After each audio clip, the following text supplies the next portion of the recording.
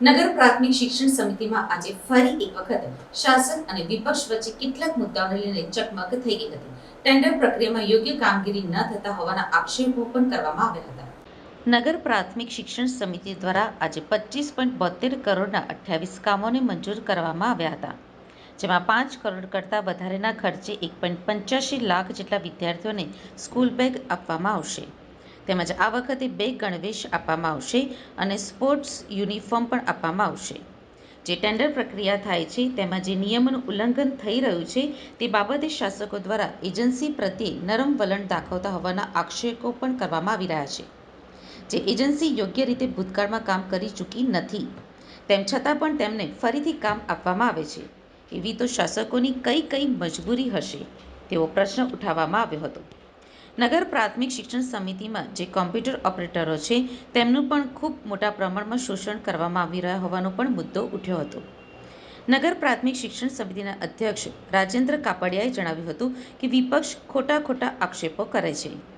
નગર પ્રાથમિક શિક્ષણ સમિતિ જે રીતે કામ કરી રહી છે તે રાજ્યની અન્ય કોઈ પણ નગર પ્રાથમિક શિક્ષણ સમિતિ નથી કરી રહી.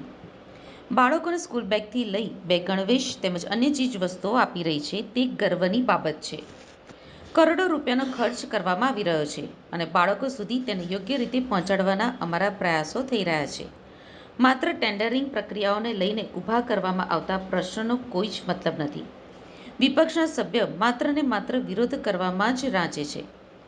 વિપક્ષ સભ્ય રાકેશ હિરપરાએ જણાવ્યું હતું કે શાસકોની એવી તો કેવી મજબૂરી છે કે જે એજન્સી યોગ્ય કામ નથી કરતી તેને વારંવાર ટેન્ડર આપે છે. આશ્ચર્યની વાત તો એ છે કે ગત વખતે જે હેક્સાકોપ ભૂતકાળમાં જ્યારે આવી હતી ત્યારે તેમને ડિસ્ક્વોલિફાઈ કરવામાં આવી હતી. હવે શાસકોને તેના પ્રત્યે એવી તો શું લાગણી થઈ કે 5 કરોડ કરતાં વધારેનું કામ આપી દેવામાં આવ્યું છે. મોટાભાગની એવી કંપનીઓને કામ આપવામાં આવ્યું છે કે જેણે નગર પ્રાથમિક શિક્ષણ સમિતિ દ્વારા આપવામાં આવેલું કામ યોગ્ય રીતે ભૂતકાળમાં કર્યું નથી, છતાં પણ કામ ફરીથી આપી દીધા હોવાથી અમે વિરોધ નોંધાવ્યો છે. ટેન્ડર પ્રક્રિયામાં જે પ્રકારના નિયમો અને ડોક્યુમેન્ટ રજૂ કરવાના હોય છે તે પણ થયા ન હોવાનું જાણવા મળ્યું છે, છતાં પણ વર્ક ઓર્ડર આપી દેવામાં આવ્યો છે. નમસ્કાર, હું રાકેશ હિરપરા, નેતા વિપક્ષ, નગર પ્રાથમિક શિક્ષણ સમિતિ સુરત. આજે સમિતિ યોજાઈ છે, કે પ્રકારની રજૂઆતો એવી હતી કે મુખ્ય 25 કરોડથી વધુના કામો હતા.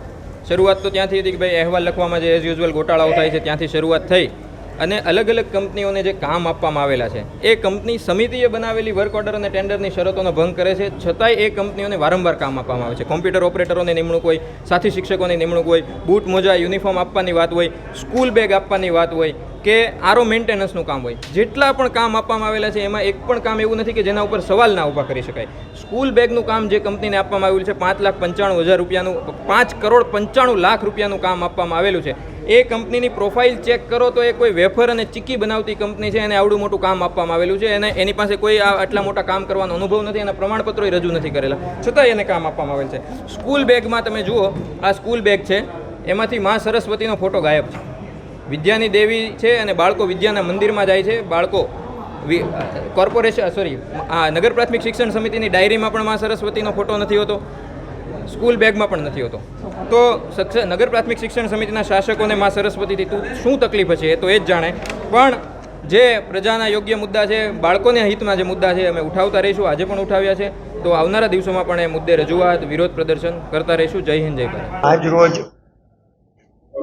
શિક્ષણ સમિતિની સામાન્ય સભામાં 25 કરોડ 72 લાખના કામોને મંજૂરી આપવામાં આવી છે.